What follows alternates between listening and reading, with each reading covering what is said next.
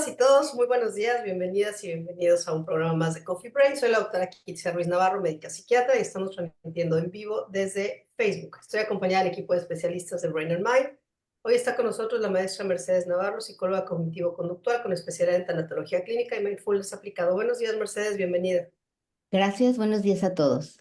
La maestra Claudia Guillemón, psicóloga con maestría en terapia familiar, con formación en prácticas narrativas y terapia focalizada en emociones. Buenos días, Claudia, bienvenida. Hola, ¿qué tal? Buenos días a todas y a todos. Está con nosotros la doctora Abril Nuche, psicóloga, neuropsicóloga infantil y doctora en neurociencias del comportamiento. Buenos días, Abril, bienvenida. Hola, buenos días a todos. Y como siempre, Monique Damas, una estrategia digital, quien hace posible la transmisión.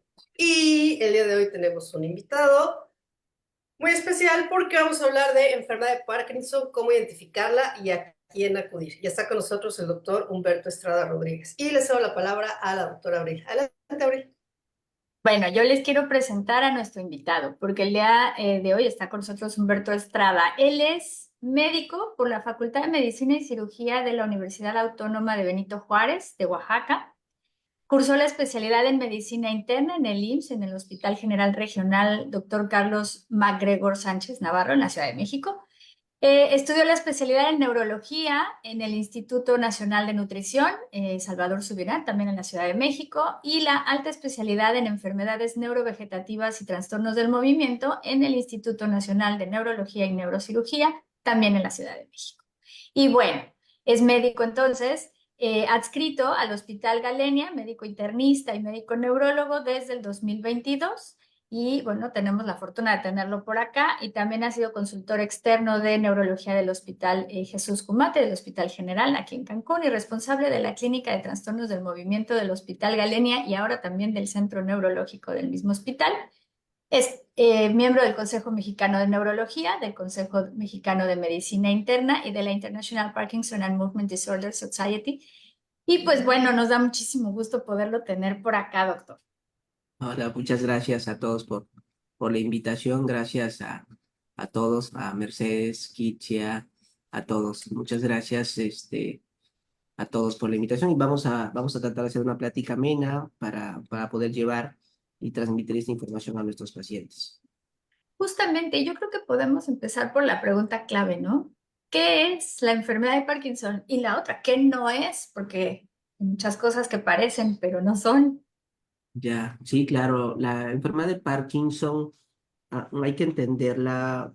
Yo hace unos días di una plática y les comentaba que la enfermedad de Parkinson es más que un trastorno del movimiento, ¿no? Lo que uno más ve con el Parkinson es el paciente que tiene temblor y tenemos esa idea y ese concepto erróneo de que creer que solo la enfermedad de Parkinson es temblor y lentitud del movimiento.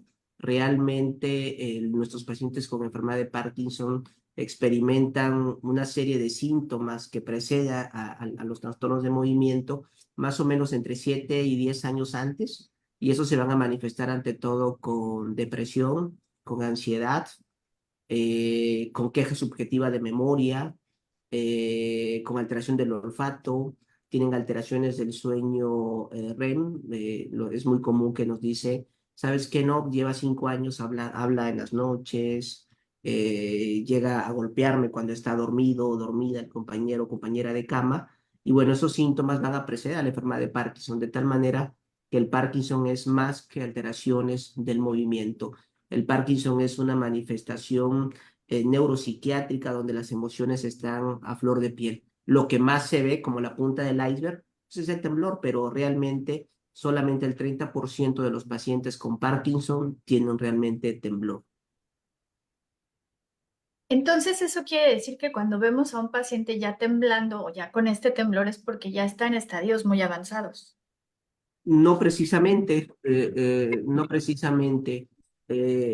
Antes de que el paciente tenga alteraciones del movimiento, el Parkinson se va a definir como una lentitud en la velocidad y en la velocidad del movimiento, ¿no? Los pacientes tienen movimientos erráticos. Cuando hacemos algunas pruebas, la amplitud de los movimientos es lento, los pasos son lentos, como recordando esta canción de mi querido viejo, como perdonando al tiempo, como perdonando al viento, ¿no? Una marcha muy lenta, los movimientos son lentos, hay como una sensación de quedarse pegado en el piso y solamente el 30% de los pacientes, y otra vez, solamente el 30% de los pacientes con Parkinson experimentan temblor, ¿no?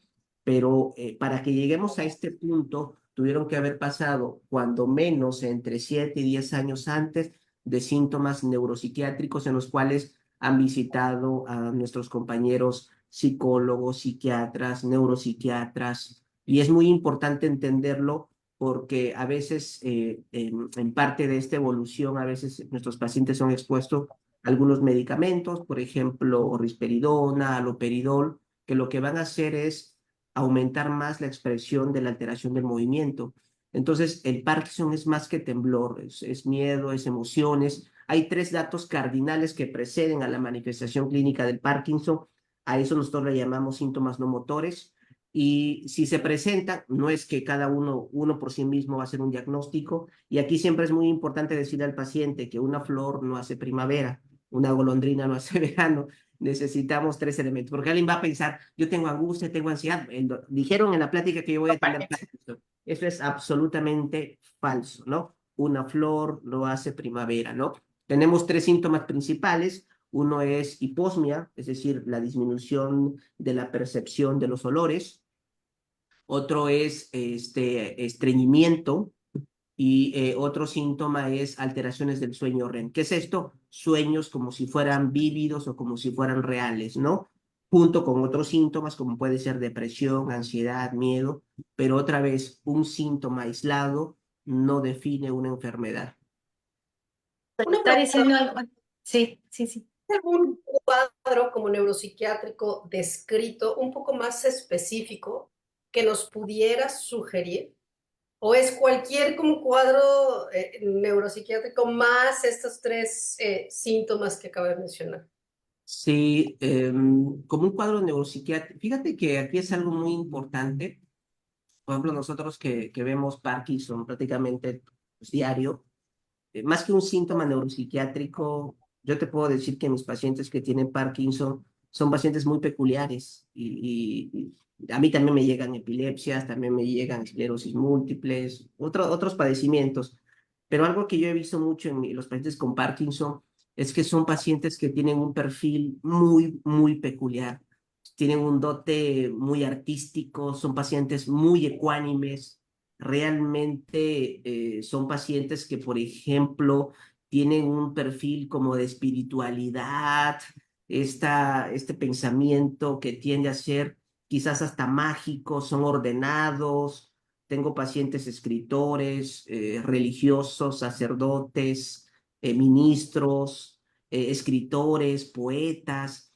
Pareciera que esta enfermedad tiene un perfilamiento muy peculiar con estos pacientes. Más que una manifestación neuropsiquiátrica, yo creo que sería un perfil de la enfermedad muy peculiar. Y cuando vemos en la historia, por ejemplo, nosotros podemos ver desde Carlo Voltigua, el Juan Pablo II, que tuvo enfermedad de Parkinson, escritores, por ejemplo, tenemos el actor de Volver al Futuro, tiene su fundación Michael Fox, que tiene enfermedad de Parkinson, y hasta personajes que pues han pasado a la historia por otros méritos como es Adolf Hitler, pero vaya, tenemos una serie de personajes asociados a la enfermedad de Parkinson. Entonces, más que un perfil neuropsiquiátrico per se, salvo la depresión y la ansiedad, diría que son pacientes que tienen una alta sensibilidad social y espiritual. Es Interesante. peculiar. Sí, sí, sí. Adelante, Clau. Y yo estaba pensando en como en temas de prevalencia, de edad. Si yo soy audiencia y no, digo, lo que tengo de idea de Parkinson es la parte del temblor y no tengo mucha más experiencia en esto, ¿cuántas personas, en qué edad se esperaría empezar a tener síntomas? ¿En qué me tengo que fijar? Ya usted mencionó algunas cosas que tal vez son como muy íntimas, ¿no? Al interior de una familia, que cómo duermen.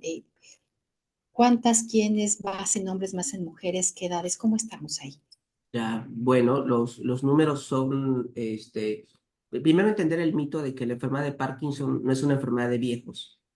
O sea, si bien es más común después de los 45 años, 60 años, la enfermedad de Parkinson la vamos a vivir de inicio temprano. O sea, tenemos pacientes de menos de 40 años y de más de 40 años. La prevalencia es más de 40 años, pero realmente la prevalencia, tenemos niños, yo tengo niños, tengo adolescentes de 12 años con Parkinson, sí, sí hay. O sea, entender el mito de que la enfermedad de Parkinson no es una enfermedad de viejos. Y hablar de la palabra viejos no es peyorativo, sino es un grupo etario en particular.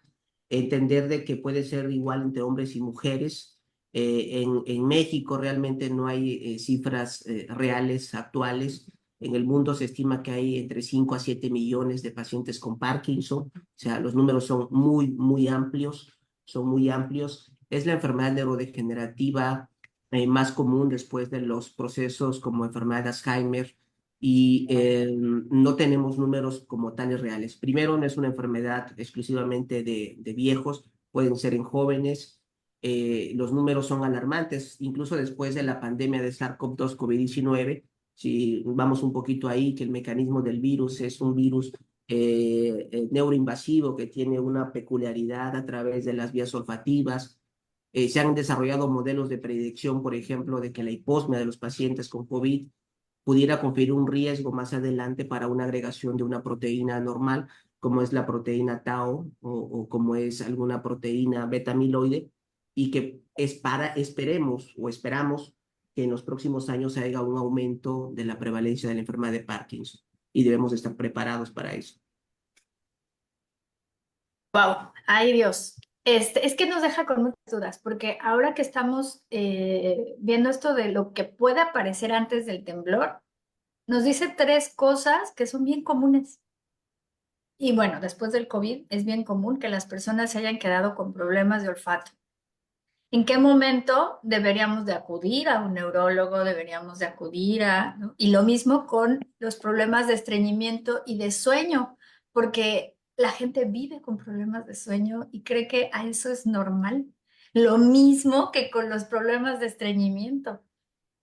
Vivimos así y ahí nos los quedamos y nos los vamos pasando. ¿En qué momento es importante acudir al médico para ver todo eso y que no pase a más o ver si es más? Ya, primero entender de que una flor no hace primavera. O sea, si yo tengo un síntoma aislado por sí mismo, no significa que yo pueda tener que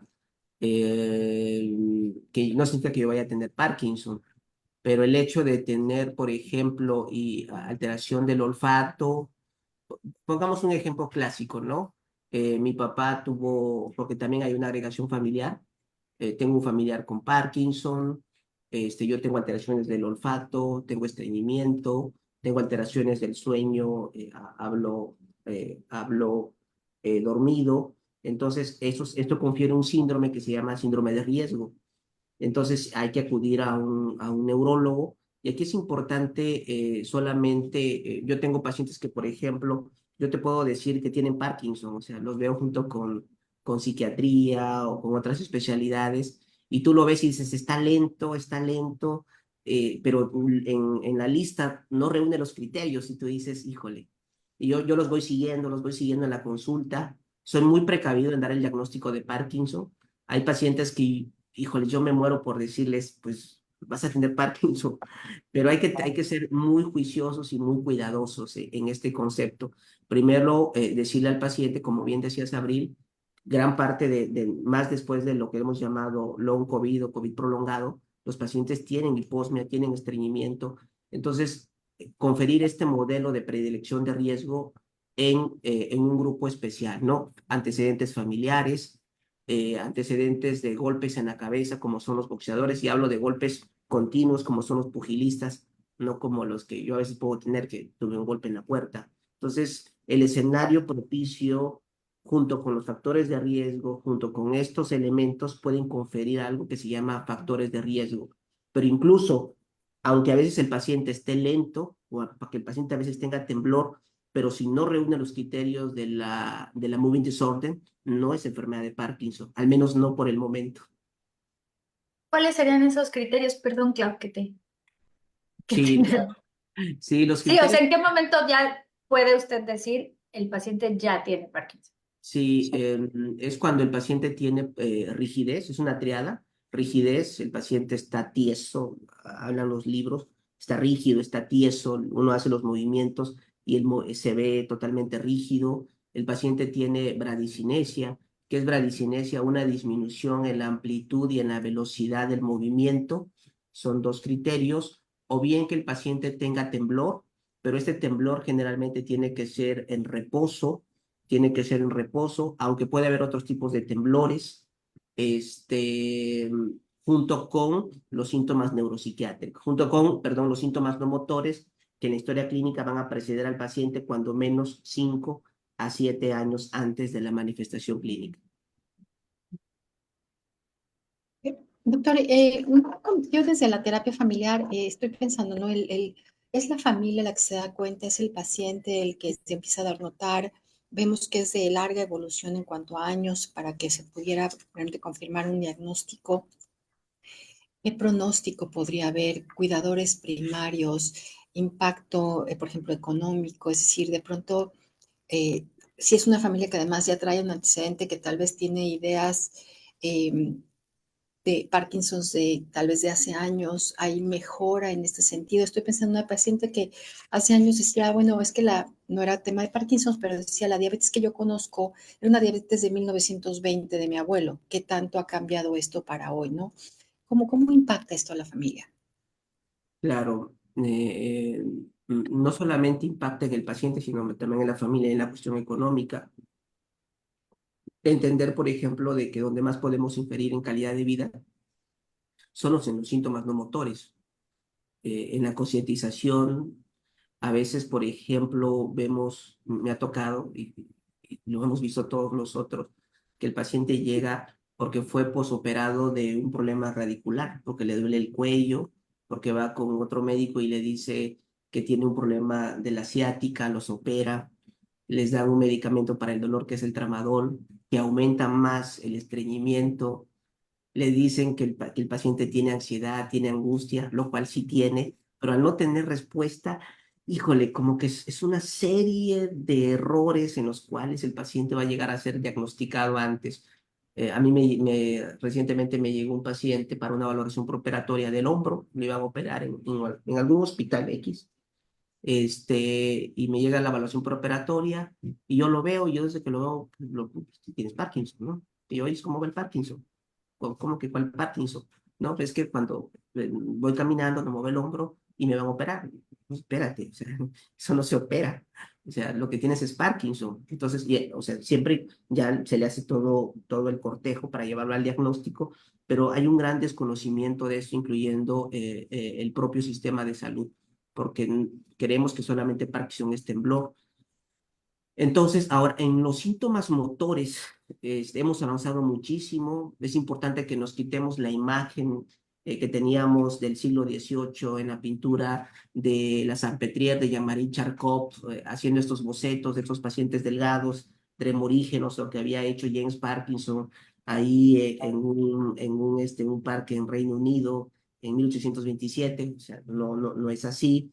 Entonces, hemos avanzado muchísimo en los tratamientos, desde tratamientos orales, tratamientos con infusión con apomorfina, tratamientos con cirugía de estimulación cerebral profunda. Hemos avanzado muchísimo. Hay que ver el aspecto de la factibilidad y la capacidad de acceso a los tratamientos. Sí, es muy, muy, muy, puede ser muy caro. Una cirugía de estimulación cerebral profunda puede costar desde unos 500,000 pesos hasta 2 millones de pesos. El tratamiento mensual de Parkinson, cuando vemos toda la terapia que tiene, híjole, a veces se está gastando entre 10,000 a 15,000 pesos, entonces a veces más, a veces menos. Claro que impacta en la economía, impacta en la sociedad, y nuestro sistema de salud no está preparado para esto. Incluso el propio neurólogo, el que debiera de ayudarte, entenderte, comprenderte, a veces dice, pues es tu ansiedad. Claro, si yo no tengo respuestas, pues ¿cómo carajos no voy a tener ansiedad? Si no me siento escuchado, comprendido, pues ¿cómo no voy a sentir eso? Exacto. Doctor, ¿cuál sería el tratamiento más indicado o a qué pacientes se les dice ustedes pueden tomar medicamentos o ustedes no, usted va para cirugía. ¿Cuál sería como esa indicación? Ya, el mejor tratamiento que tenemos, que descubrimos a finales de la década de los 60, es precisamente la levodopa. El mejor tratamiento que existe en todo el mundo es la levodopa. La levodopa. Levodopa que es barata, es accesible en el sistema de salud, el sistema de seguridad pública lo tiene. La levodopa es el mejor tratamiento que hay para el Parkinson. En cuanto a la levodopa, dado que la carrera de Parkinson el tratamiento es complejo, pues tenemos de hacer una tácticas y estrategias. Es como jugar ajedrez, saber en qué momento voy a mover tal pieza. Antes se tenía el miedo de que la levodopa era mala, de que después de los 65 años y que no te la voy a dar hasta que te vea peor. Teníamos esa hipótesis hasta que llegaron algunos estudios a finales del 2021, algunos estudios que hicieron en el 2010 de este grupo europeo, que hemos entendido de que la levodopa no causa más daño. En el curso del tiempo de la evolución del Parkinson, la levodopa se va haciendo menos eficaz. La respuesta es sí. Y la levodopa, dado que es el mejor tratamiento y que enciende al paciente, el paciente tiene a veces miedo a dejar la levodopa y llega a una conducta en la cual empieza a abusar de la levodopa. No es como el obsesivo compulsivo, aquí está Kitsia, que nos podrá ver, sino es a lo que le llamamos punding. El punding es como la necesito, pero después de hacer algo, no tengo esa satisfacción ni esa culpa, ¿no? Es muy curioso cómo la corteza orbitofrontal y dorsolateral y la amígdala está jugando un papel muy importante. Entonces, debemos de ser muy cuidadosos. El mejor tratamiento es la levodopa.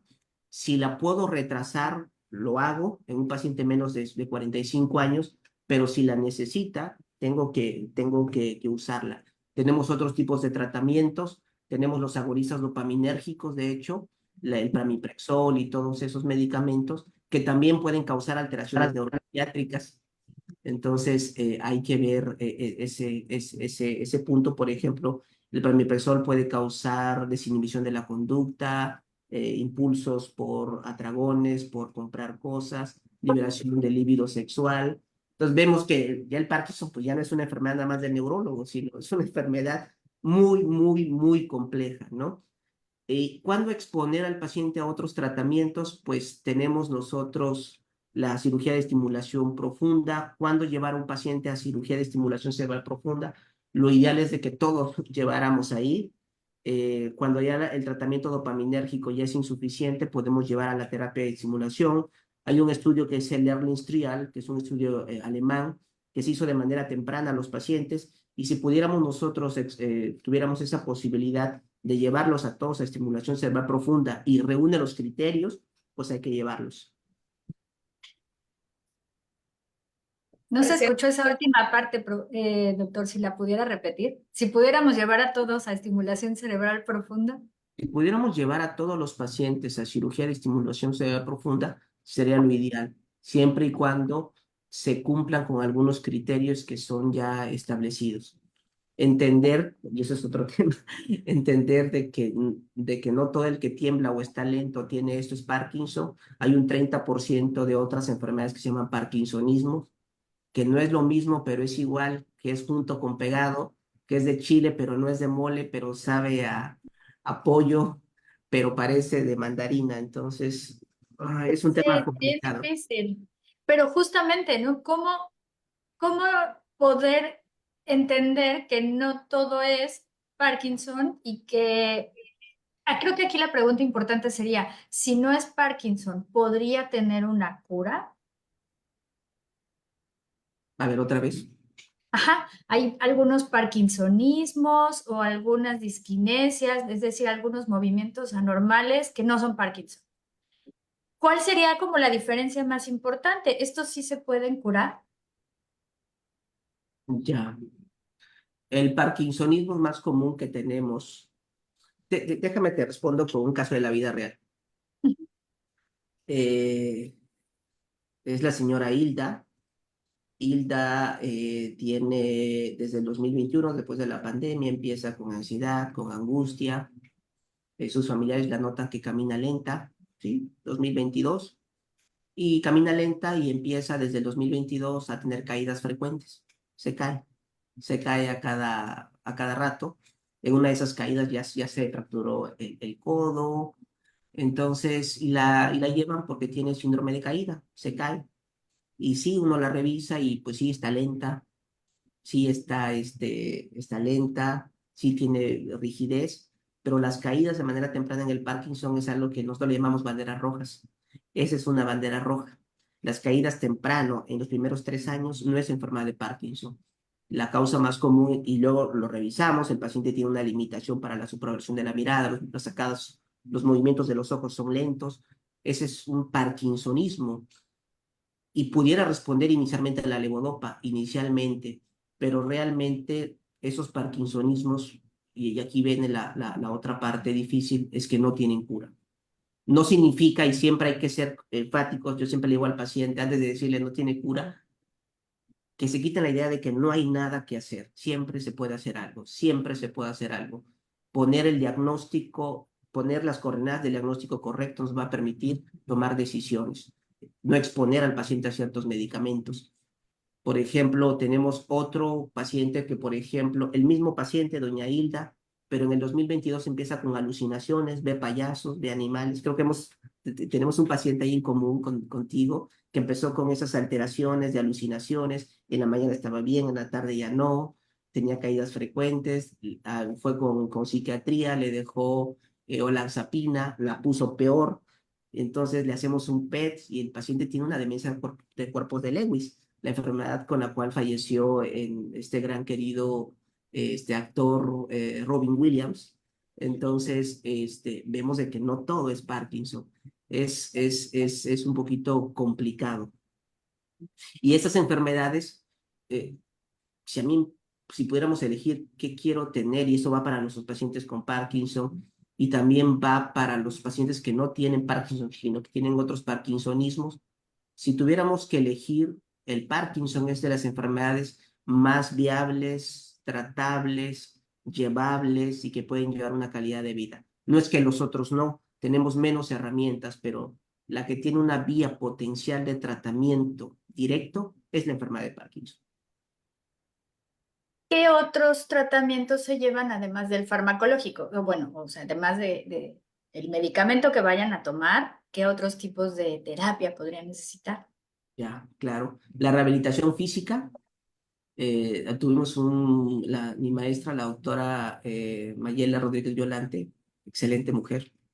Ha llevado un programa en el Instituto Nacional de Neurología de Bailes.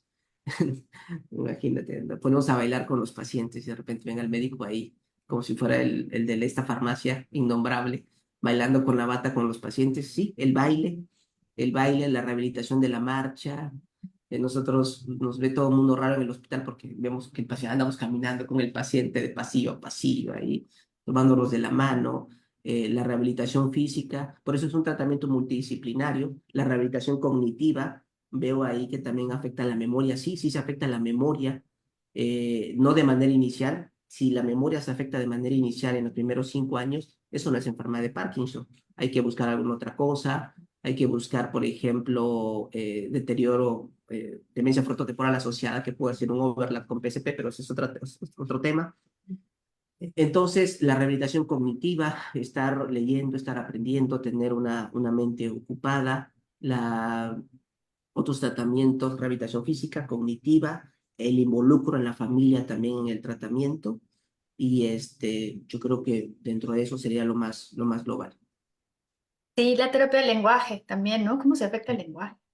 El lenguaje, claro, el lenguaje, la deglución, el dolor, la psicoterapia, todo eso. Es un equipo multidisciplinario donde el que está al centro no es el médico, no es el personal de salud, es el paciente y su entorno familiar y social. Pero ¿cómo, si alguien en la familia tiene Parkinson, ¿no? Y por antes empezamos a rascarle hacia atrás y resulta que alguien más también lo tenía, ¿cómo tranquilizar a otros miembros de la familia? Decir, ¿por qué a uno sí y a otro no? Ya. Bueno, no podemos negar la cruz de nuestra parroquia o no podemos negar eh, este, nuestra herencia, nuestra historia. No hay como tal, hay diferentes tipos de mutaciones, pero no es directamente vinculante de que mi mamá tuvo Parkinson, yo voy a tener Parkinson, quitarnos esa idea, ¿no? Es curioso cuando analizamos la familia, no sé si Kitsi ha tenido esa experiencia o Abril o los que estamos aquí, cuando vemos a la familia, al paciente con Parkinson, resulta que varios de sus miembros de su familia tienen depresión, ansiedad, trastornos, que es una hipótesis que hemos estado tomando muy encima, que probablemente sea una manifestación abortada que no llegó a un horizonte clínico de un trastorno de movimiento. Sí, al final, es que cuando hablamos de síndromes neuropsiquiátricos, la genética termina siendo ni necesaria ni suficiente, ¿no? Pero de una u otra forma sí vemos como más prevalencia, por así decirlo, de pronto, de patología mental en las familias que tienen un paciente con una enfermedad como el Parkinson, pero no solamente el Parkinson, sino en general muchas enfermedades neurológicas.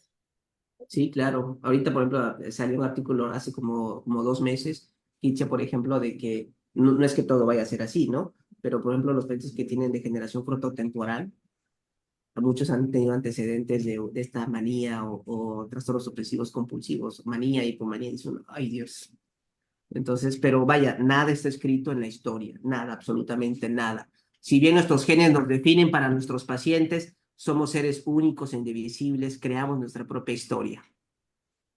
Y vamos generando tratamientos bien efectivos. Yo sigo pensando en la cirugía. A mí me gustaría que nos hablara un poquito más de ella, ¿no? ¿Cuáles son los tipos de cirugía? Porque a mí todavía me llegan pacientes a los que se les hicieron lesiones, no nada más que tienen ya su estimulador y demás, ¿no? Sino que en este país yo sé que todavía se hacen muchas lesiones. ¿Qué es eso? Sí, bueno, la cirugía de estimulación cerebral profunda ya la estamos haciendo nosotros aquí también, no es comercial, ya la hacemos nosotros. Nos ¡Qué hemos coordinado, maravilla! nos hemos coordinado con un equipo multidisciplinario, con pues Abril, tú nos has ayudado con las evaluaciones neuropsicológicas de algunos perfilamientos. Tenemos gente que viene de la Ciudad de México, del ABC, del Central Militar, que ya estamos teniendo neurocirujanos funcionales aquí, que nosotros nos encargamos de todo el protocolo. ¿La cirugía en qué consiste? Bueno, consiste en introducir un estimulador que literal tiene el tamaño como de la mitad de una pluma, o sea, es más o menos algo muy chiquitito que va adentro del cerebro entre una parte que se llama núcleo subtalámico. Es una parte que estimula la sustancia negra, la sustancia nigra que produce dopamina. Entonces, mira, aquí está. Incluso hasta tengo una imagen ahorita tengo ahí. Es que Entonces, les quiero presumir a mi cerebro, les voy a enseñar dónde más o menos. Yo creo que entraría, ¿por dónde ahí, está? Ay, ahí, el núcleo subtalámico. por acá. A ver, déjame ponerle la otra mitad. Ujú. Aquí estamos como a la mitad del cerebro. Es correcto. Muchas gracias, Abril. Mira, qué bonito. Estaríamos como por acá, como por el Es centro. correcto. El núcleo subtalámico, que es el lugar, el target más común aquí, sí, ahí donde está un poquito arriba, eso ahí. Ajá. Entonces ahí van los estimuladores. Son estimuladores que entran así, lateral, y estos estimuladores tienen una onda de pulso que nosotros podemos ir regulando. Podemos dar una onda de pulso, una amplitud, una frecuencia, y estos salen acá literal, o sea, el paciente jamás se va a dar cuenta, solamente tiene dos puntitos aquí nada más, y se genera una pila, que es una pila que va aquí en el pecho, que es como la de marcapasos, es literal, es un marcapasos del cerebro, para fines prácticos. Nadie les va a cortar el cabello ni nada, o sea, literal solamente son como dos, o sea, dos cositas que salen. Nada más es una cirugía segura para ¿Cuál es el secreto? Escoger al paciente indicado. ¿Cuál es el paciente indicado? Primero, que tenga una respuesta a la levodopa, que hay una mejoría más del 30%. Segundo, que las funciones cognitivas estén relativamente conservadas, aunque si hay deterioro cognitivo no lo excluye. Tercero, necesitamos siempre la autorización por el psiquiatra. Ves como otra vez trabajamos todos juntos, no sé por qué no habíamos hecho esto antes. O sea, entramos todos juntos. Si, por ejemplo, yo tengo un paciente que está en tratamiento con pramipexol y tiene la conducta desinhibida, no lo voy a llevar a cirugía de estimulación profunda, le voy a tocar ahí la conducta. Entonces, es todo un protocolo de preparación y de selección al paciente. Y después nosotros podemos ajustar esa amplitud a través de una tablet, literal. O sea, como si fuera un Atari y yo me pongo a jugar, bueno, no a jugar, sino practicando. No le digo al paciente, oye, ¿es qué quieres hacer? No, fíjate, Humberto, que tengo clases de baile en la noche. Ah, bueno. Entonces, lo que necesitamos es que tengas mayor agilidad axial. Bueno, te voy a cambiar de patrón. El paciente dice, yo hoy voy a comer, me cambio de patrón. Entonces el paciente se involucra en esto. La verdad es que es una maravilla cómo cambia la calidad de vida, ¿no? También se utiliza para otros tratamientos, quizá tratamientos de terapia obsesiva compulsiva y el núcleo creo que es otro. Me parece que es el BIM también. Bueno, Este, también está. Pues muy controvertida, todavía muy controvertida esa cirugía, o sea, como psiconeurocirugía todavía muy controvertida. ok. Pero sí, sí, es todavía en experimentación. No, yo tengo una pregunta, y le voy a hacer la pregunta no porque quiera como abogar que esté a favor o en contra, ni mucho menos, pero es algo que veo todos los días. El uso de la marihuana para la enfermedad de Parkinson, porque es algo de, o sea, algunos pacientes o familiares de pacientes, sobre todo que vienen de lugares donde la marihuana está aprobada como uso medicinal, yo la pongo entre comillas, ¿no? Que lo utilizan como tratamiento para la enfermedad de Parkinson. Sí, sí, hemos buscado de todo realmente y también hemos intentado con el cannabis. Se han hecho trabajos no sino con tetrahidrocannabinoides, un sustrato especial. La verdad es que no ha mejorado, no ha mejorado. Alguien pudiera decir, bueno, y para los síntomas no motores, la verdad es que tampoco. Algunos les ayuda para el dolor, pero pues, yo no voy a ir como médico a decirte, sabes que fúmate 3 churros en la mañana y 3 en la tarde, no, o sea, realmente la respuesta es no, no hay eficacia, no hay tratamientos que muestren seguridad. Sí puede servir para algunos otros trastornos neurológicos, que no es el tema de ahorita, pero no la marihuana, sino un sustrato a altas dosis y funciona, por ejemplo, para algunas epilepsias, sobre todo el lóbulo frontal, pero no para enfermedad de Parkinson. Y una vez que ya tenemos como integrado el diagnóstico, que ya está la familia involucrada, ¿cuál sería la recomendación, no? O sea, independientemente del tratamiento que se les pueda ofrecer, ¿no? Sea quirúrgico, médico, ¿qué seguiría en este, pues, acompañamiento multidisciplinario para el paciente y para las familias? Sí, bueno, regreso un poquito ahí. Entender que el tratamiento es multidisciplinario, o sea, de repente tenemos que estar educando, incluso hasta los propios compañeros del área de la salud. O sea, yo le tengo que estar diciendo al traumatólogo, por favor, no le des tramadol para su dolor de rodilla. No es la rodilla, es el Parkinson también duele, el tramadol le causa más estreñimiento, le causa más boca seca, no se lo des. Tengo que decirle, por ejemplo, al gastroenterólogo, oyes, no le des metoclopramida, le va a causar más disinencias, esto no es por eso, por favor, no le estés dando tal pastilla. A veces algunos pacientes, por ejemplo, tienen sequedad en la boca. Hay que coordinarnos también con el odontólogo para la higiene dental. A veces si hay mucha cialorrea, nosotros podemos usar hasta toxina botulínica en las glándulas mandibulares y las parótidas para mejorar esto, para la deglución también. Entonces, hablamos también con las otras especialidades. Hablamos con el urólogo, también decirle al urólogo, oye, ten cuidado, lo que tienes es una vejiga neurogénica, no es la próstata, no lo estés operando de la próstata, espérate, le va a causar más incontinencia urinaria. El paciente lo que necesita es algún tratamiento, pero ten cuidado porque de los antimuscarínicos que estás utilizando también le pueden pegar a la memoria y Abril se va a enojar. Entonces tenemos que como coordinarnos todos realmente, organizar un equipo multidisciplinario que lo hemos estado haciendo nosotros de manera lenta pero consistente, ha sido difícil. Organizar el equipo multidisciplinario a todas estas áreas, a todas estas especialidades, entenderle y comentarle al paciente de que el tratamiento es multidisciplinario y multidireccional. ¿Qué más?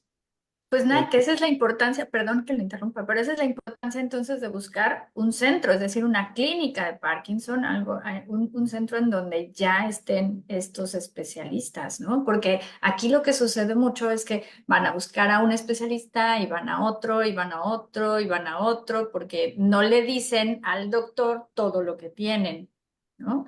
Esa sería la importancia también de ir con el médico internista. También. Y educar también a nuestros médicos internistas, a los médicos familiares. Es una tarea muy grande. O sea, realmente el paciente tarda en ser diagnosticado alrededor de 1 a 2 años en países de primer mundo. Y En México.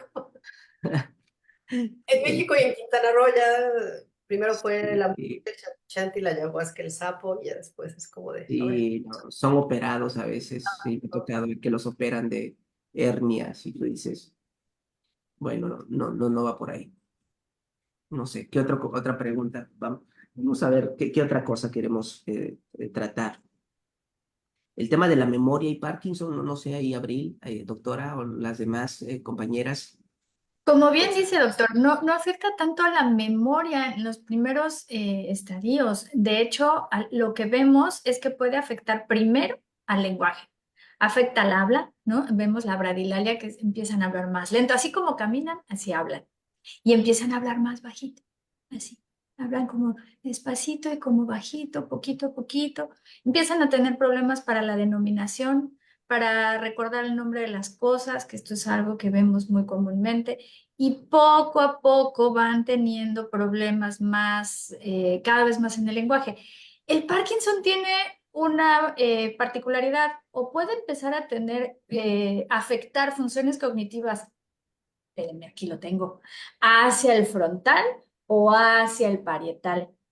Por eso es también importante la evaluación que hacemos antes de las operaciones y demás, porque si afecta más hacia el parietal, vamos a ver problemas más de funciones visoespaciales, problemas para orientarse, se empiezan a perder, empiezan a ya no reconocer qué son las cosas, ya no nada más los nombres, sino ya no reconocen qué son las cosas.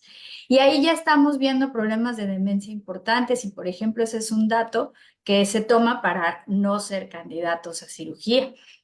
Y por otro lado tenemos, pues bueno, problemas más esperados que son problemas orbitofrontales, es decir, de conducta, se desinhiben, se empiezan a volver pacientes eh, muy difíciles de tratar en la vida diaria porque casi siempre les contratan una enfermera y ese es un grave problema porque son pacientes muy desinhibidos que tienen como que la sexualidad a flor de piel, se vuelven súper, como hipersexuales y entonces empiezan a empezar a hacer comentarios fuera de lugar, a empezar a querer hacer cosas fuera de lugar con la enfermera y entonces ahí es donde siempre le decimos, no, enfermero, por favor. Y entonces ahí son ese tipo de cosas, sobre todo con la conducta, que empiezan a aparecer, se empiezan a desinhibir mucho, pero ahí sí ya estamos hablando de estadios más avanzados cuando ya apareció el temblor, cuando ya hay veces que están muy deprimidos o hay veces que están muy desinhibidos, cualquiera de las dos, que es donde pedimos que estén también los psiquiatras muy al tiro y muy ayudándonos con todo esto. Y pues bueno, nosotros siempre ahí vamos en el acompañamiento con la familia, en la orientación con los pacientes, en ayudarles a ver qué es lo que pueden esperar, qué es lo que no. Y pues es la chamba que hacemos por acá con estos pacientes. Hay unas terapias muy padres para ayudarles a mejorar la marcha y por eso el baile, porque lo que se afecta más es el ritmo, entonces hay que enseñar y trabajar mucho con el ritmo. La música también nos ayuda mucho. ¿Qué pasó, Kitty? nada, regresando un poquito como el tema de la memoria, no sé si nos pueda platicar que sí hay digo, ya no se les llaman demencias, pero sí hay un trastorno neurocognitivo asociado a la enfermedad de Parkinson, ¿no? ¿Cuál es la peculiaridad de este trastorno neurocognitivo que se asocia al Parkinson? Sí, claro. Princip- Adelante. Adelante, doctor. No, no, No, adelante. por favor, Abril, adelante. Principalmente tiene que ver, creo que son estas cosas que estaba yo diciendo, ¿no? Tiene que ver específicamente con problemas en el habla, con problemas en las apraxias del lenguaje, con problemas en la velocidad de procesamiento, se vuelven más lentos, no solamente para moverse, sino también para todo lo demás, para pensar incluso. Problemas que pueden tener problemas visoespaciales y problemas también de memoria de trabajo, ¿no? Se les olvida la memoria a corto plazo, se les olvida mucho lo que están haciendo, vamos, y van perdiendo poquito a poquito capacidad de aprendizaje, pero eso incluso ya es después, ¿no? La capacidad de perder memoria es después de la memoria de trabajo. Sí, generalmente el deterioro cognitivo, si el deterioro cognitivo empieza en los primeros 5 años, no es enfermedad de Parkinson. Así la respuesta es. O sea, si por Eso, ejemplo tenemos una alteración más frontal, y tenemos un parkinsonismo, no es raro, por ejemplo, que la demencia frontotemporal se abrace con una parálisis supranuclear progresiva. De hecho, es relativamente común. O, por ejemplo, un parkinsonismo, que es una bandera roja que solamente está de un solo lado. Y si el parkinsonismo solamente está de un solo lado, o sea, generalmente, no generalmente, la enfermedad de Parkinson afecta generalmente un lado del cuerpo, pero en el curso de 3 a 5 años tiene que afectar el lado contralateral. Si ya pasaron más de 3 años, si no hay una afección contralateral, eso no es enfermedad de Parkinson. Y si aparte de eso tiene algún síndrome del lóbulo frontal, como es orbitofrontal o dorsolateral, lo que predomina mucho, eso probablemente sea un síndrome córtico-basal. Entonces vemos que estas cebras empieza a estar más compleja. Entonces yo le digo a los pacientes de que los médicos, el Parkinson es como, no sé si recuerdan esta parábola del rey que está ciego y que quiere que todo el mundo le describa cómo es el elefante, y cada uno va tocando, alguien toca la trompa y dice, mira, el elefante es como una serpiente, es larga, otro toca la espalda y dice que es como otro toca la oreja y dice que es como... Bueno, ese es el problema del sistema de salud, que cada especialidad está viendo a este gigante llamado deterioro neurocognitivo, enfermedad de Parkinson, parkinsonismo, de manera fragmentada, sin tener una visión global e integral del paciente. Y tenemos que trabajar en eso. y yo creo que, digo, ahorita después de todos estos minutos, escuchar lo complejo que es, de ahí la importancia de no soltar diagnósticos a la ligera, ¿no? Y este es un mensaje como para los colegas. Zapatero a sus zapatos, ¿no? Y ante la duda, pues para eso están los especialistas, ¿no? Y afortunadamente, Doc, lo tenemos por acá, que su especialidad es esa, trastornos del movimiento. Entonces, es muy triste ver cómo me llegan muchos pacientes diagnosticados ya con Parkinson, ¿no? Y en realidad era todo menos eso. Entonces, sí, como pues ir con el especialista indicado y reconocer, pues también, mensaje para los colegas como nuestras propias limitaciones. No tenemos que saberlo todo el tiempo, ¿no? Y hablar de trastornos neuropsiquiátricos es algo bastante complejo. No son diagnósticos muchas veces que se hagan con una evaluación, sino como bien decía el doctor, no es, a veces tenemos que esperar cómo va evolucionando, qué síntomas se agregan, qué síntomas se quitan, con qué mejora, para poder tener la mejor aproximación diagnóstica. Claro. Adelante.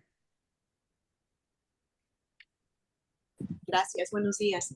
Y también Kitia pensaba que del otro lado también, o sea, zapatero a tus zapatos, que cada quien se dedique a lo propio, pero que también estemos abiertos y con la humildad suficiente a trabajar en equipo.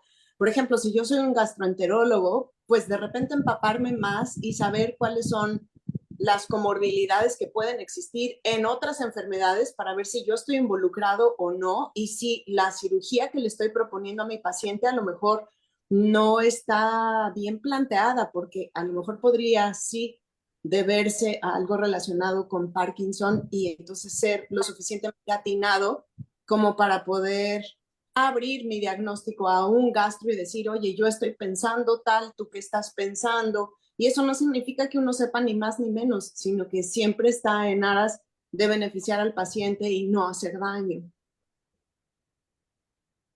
exactamente la frase de la medicina, ¿no? Primum non cere, primero no dañar, ¿no? A veces no hay que perderlo de vista. Ibas a decir algo, Abril, adelante. Bueno, pensaba que del otro lado los pacientes a veces lo que hacen es que nos fragmentan la información. Como están con el gastro, solamente dan la información del estómago y creen que no necesitan saber más. Como están con la neuropsicóloga, entonces solamente le van a decir sobre la memoria y no tienen que decirle nada más, ¿no? Digo, la neuropsicóloga es bien preguntona y todo pregunta, entonces se va enterando, pero así, ¿no? Es decir, es importante que los pacientes también no fragmenten la información, sino que digan todo y empiecen por, fui al neurólogo y me dijo esto, y fui acá y me dijo esto, y fui acá y me dijo esto, y digan todos los medicamentos que están tomando, porque luego no lo dicen, y entonces ahí se andan duplicando medicamentos. Entonces, eso también es muy importante, ¿no? Que la familia también se haga responsable de esta parte y pues no tiene nada de malo haber ido a otro doctor. Lo que sí tiene algo de malo es esconder la información a uno porque ahí sí ya no va a haber manera de tener un buen tratamiento. Entonces, esa parte también es muy importante y bien común.